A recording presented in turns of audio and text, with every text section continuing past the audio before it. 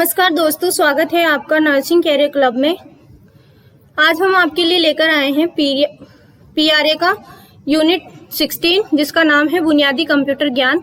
एक patient relation associate को basic computer knowledge होना बहुत जरूरी है ताकि वो अपने मरीजों की और अपने हॉस्पिटल स्टाफ की मदद कर सके।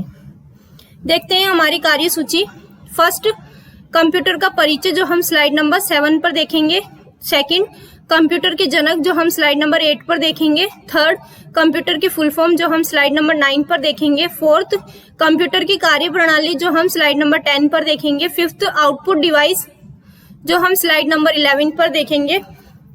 सिक्स्थ, इनपुट डिवाइस जो हम स्लाइड नंबर 13 पर देखेंगे। सेवंथ, कंप्यूटर के महत्वपूर्ण भाग जो हम स्लाइड नंबर 14 पर देखेंगे।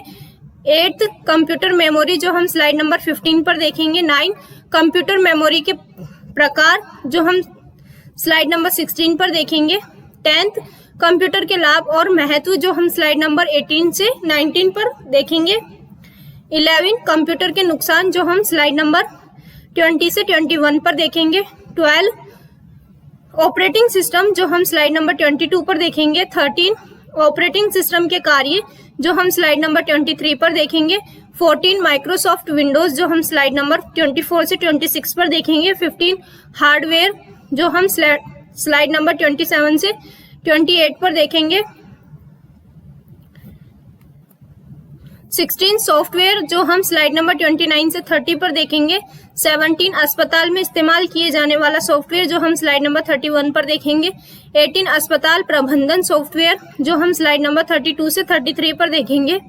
19, कंप्यूटर के अस्पतालों में उपयोग जो हम स्लाइड नंबर 34 से 36 पर देखेंगे। 20, अभ्यास प्रश्न जो हम स्लाइड नंबर 12, 17 और 37 पर देखेंगे।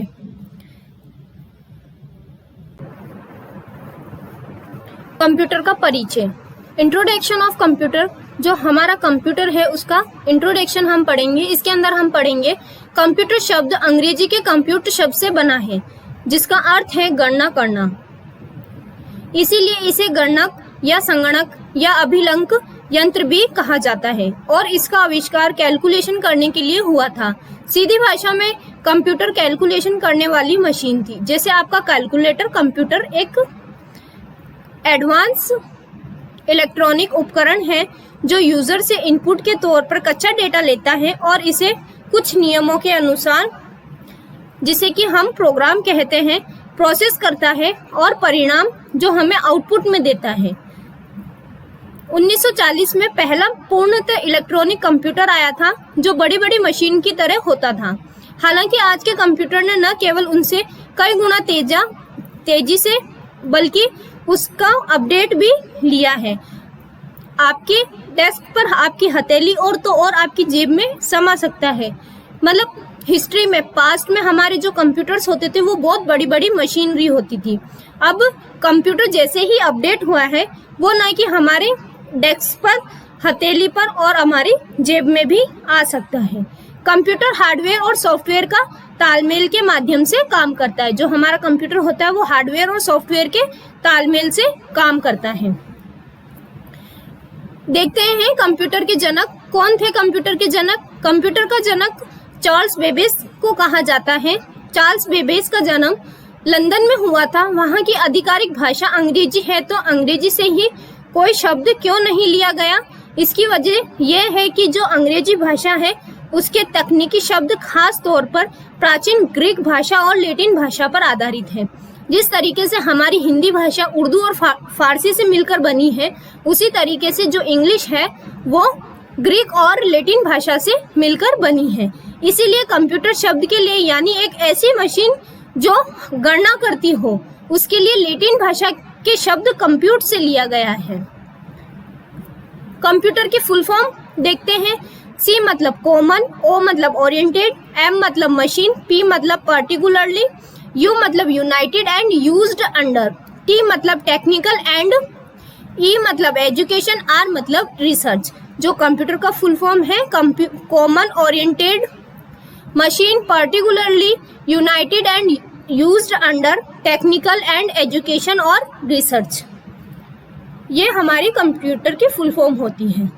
फिर हम देखते हैं कंप्यूटर की कार्यप्रणाली, किस तरीके से कंप्यूटर वर्क करता है। इसके अंदर हम देखते हैं इनपुट के तौर पर वो हमसे डेटा लेता है, उसकी प्रोसेसिंग करता है और हमें आंसर के तौर पर आउटपुट देता है। जैसे इनपुट हमने क्वेश्चन पुट किया, उसका प्रोसेसिंग हुआ और आंसर में हमें क्या मिला, आउटपुट। सॉफ्टवेयर के माध्यम से कमांड या निर्देश देता है या डेटा एंटर होता है, जिसे हम इनपुट कहते हैं।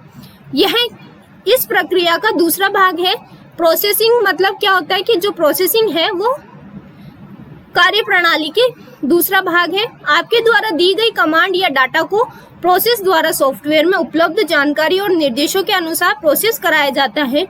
फिर तीसरा और अंतिम भाग आउटपुट होता है। इसमें आपके द्वारा दी गई कमांड के आधार पर प्रोसेस की गई जानकारी का आउटपुट कंप्यूटर द्वारा आपको दिया जाता है, जो आपको आउटपुट डिवाइस द्वारा प्राप्त होता है।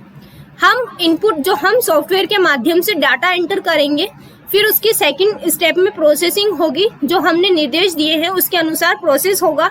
नेक्स्ट स्टेप में जो हमने डेटा एंटर किया उसका प्रोसेसिंग होने के बाद में हमें आउटपुट मिलता है, हमें आंसर मिलता है, और वो हम किससे रिसीव करते हैं, आउटपुट डिवाइसेस के थ्रू।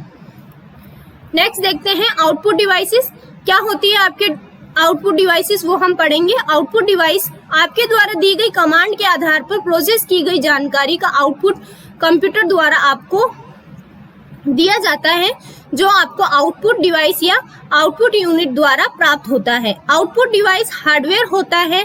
आउटपुट डिवाइस सबसे बेहतर उदाहरण है आपका कंप्यूटर मॉनिटर। यह इनटेक और इनपुट और आउटपुट डिवाइस कहलाती है। हमारी आउटपुट डिवाइसेस कौन कौन सी हैं देखते हैं। मॉनिटर, स्पीकर, प्रिंटर, प्रोजेक्टर और हेडफोन, जिससे हमें आंसर मिलता है। मॉनिटर पे स्क्रीन शो होती है, स्पीकर के थ्रू हम वॉइस सुनते हैं, प्रिंटर के थ्रू हमें पेपर्स में प्रिंट हुआ मिलता है, प्रोजेक्टर पे लाइव वीडियोस वगैरह हमें देखने को मिलती है और हेडफोन के थ्रू हम सुन सकते हैं। तो ये हमारे सारे आउटपुट डिवाइस होते हैं। फिर हम देखते हैं अभ्यास प्रश्न 1, आउटपुट डिवाइस कौन सा है। मॉनिटर, स्पीकर, प्रिंटर, द उपरोक्त सभी। इसका सही उत्तर है उपरोक्त सभी। प्रिंटर, मॉनिटर, स्पीकर, ये सब आउटपुट डिवाइसेस होती है कंप्यूटर के अंदर। फिर हम देखते हैं इनपुट डिवाइसेस। इनपुट डिवाइसेस मतलब जिसके थ्रू हम हमारा डेटा इन करते हैं कंप्यूटर के अंदर, ताकि उसका प्रोसेसिंग हो सके और आउटपुट हमें मिल सके। फर्स्ट है माउस, फिर keyboard, scanner, DVD drive, pen drive, card reader, microphone. इन सब के थ्रू हम हमारा डेटा को अंदर पुट कर सकते हैं, जिसे हम इनपुट डिवाइसेस कहते हैं। कंप्यूटर का महत्वपूर्ण भाग। कंप्यूटर के कौन कौन से महत्वपूर्ण भाग हैं हम देखेंगे। कंप्यूटर के निम्न महत्वपूर्ण भाग होते हैं मॉनिटर, माउस, कीबोर्ड, सीपीयू जिसे हम सेंट्रल प्रोसेसिंग यूनिट बोलते हैं, यूपीएस, ये सब कंप्यूटर के महत्वपूर्ण भाग हैं। फिर हम देखते हैं कंप्यूटर की मेमोरी। वैसे तो सीपीयू को कंप्यूटर का मस्तिष्क कहा जाता है, लेकिन जहां मनुष्य का मस्तिष्क बहुत सारे काम करने के साथ साथ हमारी यादों को भी सुरक्षित रखने का काम करता है, वहीं सीपीयू केवल अंकगणितीय गणना, अर्थमेटिक कैलकुलेशन और तार्किक गणना कर इनपुट डाटा को प्रोसेस करता है। प्रोसेस डाटा को सुरक्षित नहीं रख सकता। अब उसे प्रोसेस डाटा को कहीं सुरक्षित भी रखना होता है, इसीलिए इसका कार्य कंप्यूटर मेमोरी का होता है। कंप्यूटर मेमोरी को बहुत सारे छोटे भागों में बांटा गया है, जिन्हें हम सेल कहते हैं। प्रत्येक सेल का एक यूनिक एड्रेस होता है या पाथ होता है। आप जब भी कोई फाइल कंप्यूटर में सुरक्षित या सेव करते हैं तो वह एक सेल में सेव होती है।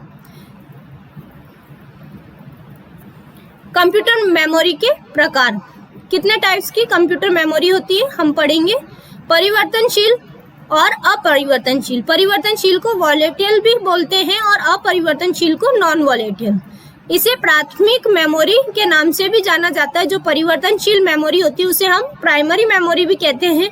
इसके मुख्य मेमोरी भी कहते हैं, मेन मेमोरी भी हम कह सकते हैं। ये सीधे सीपीयू के संपर्क में होती है। इसका डाटा और निर्देश का सीपीयू द्वारा तीव्र तथा प्रत्यक्ष उपयोग होता है। इसे परिवर्तनशील मेमोरी इसलिए कहा जाता है क्योंकि ये मेमोरी डेटा को परमानेंटली स्टोर नहीं करती है, उसमें हम चेंजेस कर सकते हैं। अपरिवर्तनशील में, नॉन वॉलेटाइल में ये सेकेंडरी मेमोरी होती है, के नाम से भी जानी जाती है। इसका प्रयोग ज्यादा मात्रा में डेटा को स्थायी रूप से स्टोर करने के लिए किया जाता है, इसीलिए इसे सेकेंडरी मेमोरी का नाम से बताया जाता है या सेकेंडरी मेमोरी कहा जाता है। मेमोरी का उदाहरण है इसका हार्ड डिस्क। जो हार्ड डिस्क होती है वो नॉन वॉलेटाइल मेमोरी होती है और जो रैम होती है वो वॉलेटाइल मेमोरी होती है। फिर हम देखते हैं अभ्यास प्रश्न 2, कंप्यूटर के महत्वपूर्ण भाग कौन कौन से हैं? Monitor, mouse, central processing CPU जिसे हम बोलते हैं सेंट्रल प्रोसेसिंग यूनिट, या उपरोक्त सभी। इसका सही उत्तर है उपरोक्त सभी। कंप्यूटर के लाभ और महत्व। आज हर जगह कंप्यूटर का उपयोग बड़े पैमाने पर किया जा रहा है। इससे का सबसे बड़ा कारण ये है कि मनुष्य के मुकाबले में तेजी से काम करता है। यह बहुत बड़ी गणना को कुछ ही सेकंड में कर सकता है, इसीलिए हमें एक कंप्यूटर का लाभ है और ये महत्वपूर्ण इसीलिए है कि घंटों में की जाने वाली गणना को वो कुछ ही सेकंड में हमें करके देता है। नेक्स्ट, आज हर चीज कंप्यूटर पे उपलब्ध है। आप बहुत सारा डेटा कंप्यूटर में स्टोर कर सकते हैं और उसे कभी भी उपयोग में ला सकते हैं। अगर आपके पास इंटरनेट की सुविधा भी है तो आप क्लाउड स्टोरेज का उपयोग करके इंटरनेट पर भी अपना डेटा सुरक्षित रख सकते हैं। नेक्स्ट, आप कभी भी और कहीं भी अपने दोस्तों के संपर्क में वीडियो कॉल कर सकते हैं, ईमेल कर सकते हैं, सोशल नेटवर्किंग जैसी सुविधाओं के माध्यम से अपने दोस्तों से जुड़े रह सकते हैं। आप इंटरनेट पर कोई भी जानकारी को प्राप्त कर सकते हैं, जैसे गूगल कर सकते हैं, गूगल ड्राइव, गूगल डॉक्स, ये सारी चीजों पर आप अपने मटेरियल्स या कंटेंट को भी सेव करके रख सकते हैं। फिर देखते हैं हम आज मोबाइल रिचार्ज, बिजली का बिल जमा कराने से लेकर ऑनलाइन शॉपिंग, यहाँ तक कि हवाई जहाज तक कंप्यूटर द्वारा उड़ाए जा रहे हैं, वहाँ भी बिना कोई गलती किए। शिक्षा और चिकित्सा के क्षेत्र में कंप्यूटर ने दुनिया को बदल दिया है और आप घर बैठे ही बेस्ट टीचर संस्थाओं से शिक्षा प्राप्त कर सकते हैं। और चिकित्सा की बात करें तो दुनिया के बेहतरीन डॉक्टर से इंटरनेट पर परामर्श भी ले सकते हैं। और अब तो मेडिकल स्टोर पर जाने की भी जरूरत नहीं है, आप घर बैठे ही दवाइयाँ भी ऑर्डर कर सकते हैं, चाहे वे आपके शहर में मिलता हो या नहीं मिलता हो, फिर भी आपके पास में मेडिसिन अवेलेबल हो जाएगी कंप्यूटर के द्वारा। फिर हम देखते हैं कंप्यूटर के नुकसान। जहां तक और देखा जाए तो कंप्यूटर ने हम लोगों को स्मार्ट तो बनाया ही है, वहीं दूसरी ओर इसकी जरूरत से ज्यादा प्रयोग करने पर हमें बीमारी भी दे दी है। जहां एक और कंप्यूटर लोगों को स्मार्ट बना रहा है, वहीं दूसरी ओर इसके जरूरत से ज्यादा प्रयोग बीमार भी बना रहा है। साइड इफेक्ट भी है तो प्लस पॉइंट है तो नेगेटिव पॉइंट या माइनस पॉइंट भी इसका ये है। कंप्यूटर और मोबाइल का अधिक प्रयोग स्वास्थ्य के लिए हानिकारक साबित हो रहा है। मोबाइल और कंप्यूटर स्क्रीन पर ज्यादा लगातार देखने रहने से सबसे ज्यादा आंखों को नुकसान होता है। लोगों का मिलना जुलना बंद हो गया है। ज्यादा लोग किसी के घर जाकर मिलने से बेहतर उनसे सोशल नेटवर्किंग साइट जैसे फेसबुक और व्हाट्सएप चैट करना ज्यादा पसंद करते हैं। यहाँ तक कि एक घर में रहकर भी 4 व्यक्ति भी अपने अपने मोबाइल फोन से ही चिपके रहते हैं। बड़ी बड़ी कंपनियों और फैक्ट्रियों में कई मजदूरों का काम कंप्यूटर और रोबोट करने लग गए हैं, जिससे क्या हो रहा है, बेरोजगारी भी बढ़ रही है। इंटरनेट बैंकिंग का उपयोग सावधानी से न करने पर आपके पर्सनल डेटा चोरी होने का खतरा रहता है, जिससे कई यूजर्स को आर्थिक नुकसान उठाना पड़ता है। इस प्रकार सोशल नेटवर्किंग साइट पर भी सावधानी से काम न करने पर भी होता है। इंटरनेट के माध्यम से ठगी बहुत बड़े पैमाने पर होने लगी है। फिर हम देखते हैं ऑपरेटिंग सिस्टम। एक ऑपरेटिंग सिस्टम ओएस का प्रोग्राम है। जो ऑपरेटिंग सिस्टम है वो एक प्रोग्राम है जो सिस्टम हार्डवेयर और उपयोगकर्ता के बीच में इंटरफेस के रूप में कार्य करता है, इंटरकनेक्शन के रूप में कार्य करता है। इसके अलावा यह सॉफ्टवेयर और हार्डवेयर के बीच सभी इंटरकनेक्शन को संभालता भी है। जो हमारा ऑपरेटिंग सिस्टम है वो सॉफ्टवेयर हार्डवेयर के बीच का जो इंटरकनेक्शन है उसे भी संभालता है। कंप्यूटर सिस्टम का सारा कामकाज बेस लेवल पर ओएस यानी ऑपरेटिंग सिस्टम पर निर्भर रहता है। इसके अलावा ये मेमोरी, प्रक्रियाओं, हार्डवेयर और सॉफ्टवेयर के बीच बातचीत आदि जैसे सभी कार्यों को कर सकता है। ऑपरेटिंग सिस्टम के कार्य। ऑपरेटिंग सिस्टम के कार्य functions of operating system: memory प्रबंधन, मेमोरी मैनेजमेंट करना, प्रोसेस प्रबंधन या निर्धारण करना, प्रोसेस मैनेजमेंट और शेड्यूलिंग। ठीक है। डिवाइस प्रबंधन, device management, file management, store management, ये सब ऑपरेटिंग सिस्टम के वर्क होते हैं। फिर हम देखते हैं माइक्रोसॉफ्ट विंडोज। माइक्रोसॉफ्ट विंडोज के कई मालिकाना ग्राफिकल ऑपरेटिंग सिस्टम परिवारों का एक समूह है, एक फैमिली ग्रुप है जो माइक्रोसॉफ्ट को रनवे कर रहा है, जो सभी माइक्रोसॉफ्ट द्वारा विकसित और विपणन किया जाता है। प्रत्येक परिवार कंप्यूटिंग उद्योग के एक निश्चित क्षेत्र को पूरा करता है। एमएस विंडोज का एक महत्वपूर्ण विषय है। जो एमएस विंडो है वो इसका इम्पोर्टेंट टॉपिक है। विंडोज ऑपरेटिंग सिस्टम परिभाषा के अनुसार हम देखें तो क्या है विंडोज ऑपरेटिंग सिस्टम? एक ऑपरेटिंग सिस्टम कई ग्राफिकल यूजर्स इंटरफेस परिवारों का एक समूह है।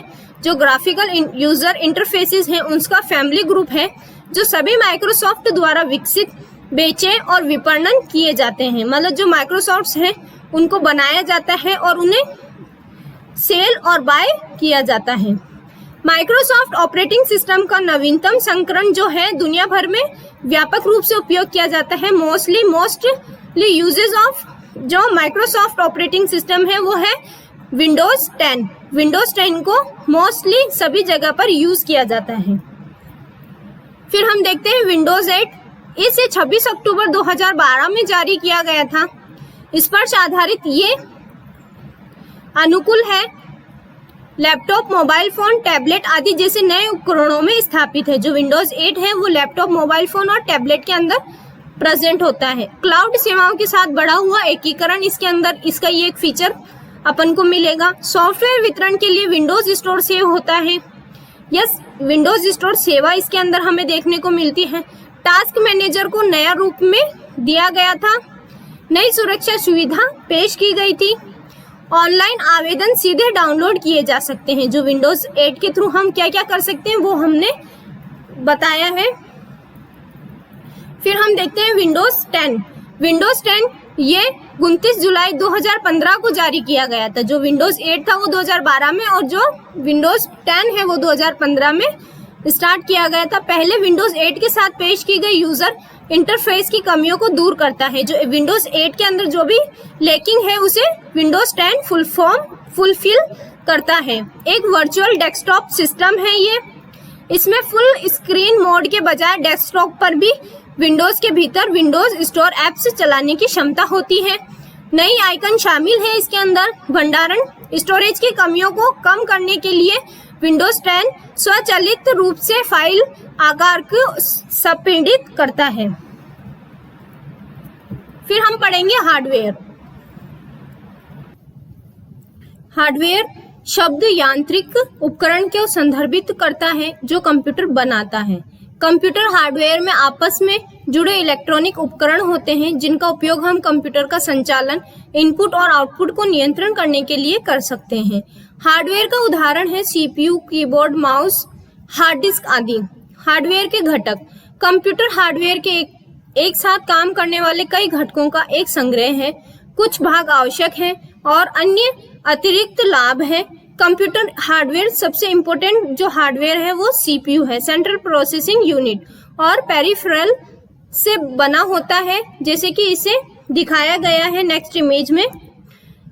Keyboard, mouse, other IP devices और मॉनिटर, प्रिंटर, स्पीकर, ये सब क्या है जो हमारी सेंट्रल प्रोसेसिंग यूनिट है उससे सब कनेक्टेड है। जो कीबोर्ड, माउस, अदर डिवाइसेस हैं वो क्या करते हैं, डेटा को लेते हैं और इंफॉर्मेशन कौन देता है? Monitor, printer, speaker. और ये दोनों सीपीयू से कनेक्ट होते हैं, जिसकी मेमोरी होती है रैम, एचडीडी और सीडी के अंदर। फिर हम देखते हैं सॉफ्टवेयर। सॉफ्टवेयर निर्देशों का एक समूह है जो कंप्यूटर को निर्धारित कार्यों को करने के लिए प्रेरित करता है। ये प्रोग्राम कहलाता है। मतलब जो सॉफ्टवेयर होता है वो प्रोसेसिंग करने का वर्क करता है, और जो हार्डवेयर्स होते हैं वो एक यूनिट होते हैं जो इनपुट और आउटपुट डेटा को लेते हैं और देते हैं। सॉफ्टवेयर निर्देश को कंप्यूटर भाषा में प्रोग्राम किया जाता है, मशीनी भाषा में अनुवादित किया जाता है और कंप्यूटर द्वारा निष्पादित किया जाता है। सॉफ्टवेयर के दो प्रकारों में वर्गीकृत किया गया है, सिस्टम सॉफ्टवेयर और अनुप्रयोग प्रक्रिया सामग्री। फिर हम देखते हैं सॉफ्टवेयर के टाइप्स। सिस्टम सॉफ्टवेयर और अनुप्रयोग प्रक्रिया सामग्री, सिस्टम सॉफ्टवेयर और एप्लीकेशन सॉफ्टवेयर। सिस्टम सॉफ्टवेयर सीधे कंप्यूटर के हार्डवेयर उपकरणों पर काम करता है। यह एप्लीकेशन चलाने के लिए एक मंच प्रदान करता है। यह उपयोगकर्ता कार्यक्षमता प्रदान करता है और उसका समर्थन भी करता है। सिस्टम सॉफ्टवेयर का उदाहरण में हम देख सकते हैं विंडोज, लिनक्स, यूनिक्स आदि इनके अंदर शामिल होती है। फिर हम देखते हैं नेक्स्ट एप्लीकेशन सॉफ्टवेयर। जो एक एप्लीकेशन सॉफ्टवेयर है, एक या अधिक कार्यों को करने के लिए उपयोग किया जाता है। एक एप्लीकेशन सॉफ्टवेयर को क्या कर सकता है? एक या अधिक कार्यों को करने के लिए उपयोग करता है। जो एक पर्सन है वो एक से अधिक कार्य करने के लिए इसका बेनिफिट है, लाभ के लिए डिजाइन किया गया है, इसके बेनिफिट के लिए इसे डिजाइन किया गया है। एप्लीकेशन सॉफ्टवेयर के उदाहरण में Microsoft Word, Excel, PowerPoint, Oracle आदि शामिल है। फिर हम देखते हैं अस्पताल में इस्तेमाल किए जाने वाला सॉफ्टवेयर। कौन सा सॉफ्टवेयर अस्पतालों में यूज किया जाता है?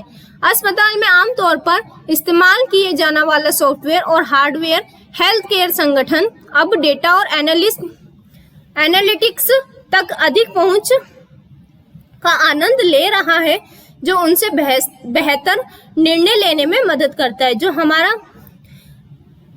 हॉस्पिटल्स हैं वो क्या करते हैं? सॉफ्टवेयर और हार्डवेयर जो इस्तेमाल करता है उसके थ्रू अपनी जो केयर संगठन है, हेल्थ केयर संगठन, उससे डेटा और एनालिस्ट करने में हेल्प करता है, हेल्प होती है उसको वर्क करने में भी आनंद आता है। रोगी देखभाल को बढ़ाने के लिए ग्रामीण और शहरी दोनों क्षेत्रों में एक स्वास्थ्य सेवा संगठन द्वारा अस्पताल प्रबंधन प्रणालियों का उपयोग किया जाता है।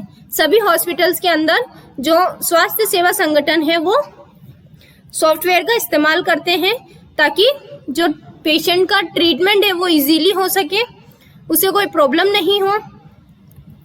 फिर देखते हैं हॉस्पिटल मैनेजमेंट सॉफ्टवेयर, अस्पताल प्रबंधन सॉफ्टवेयर।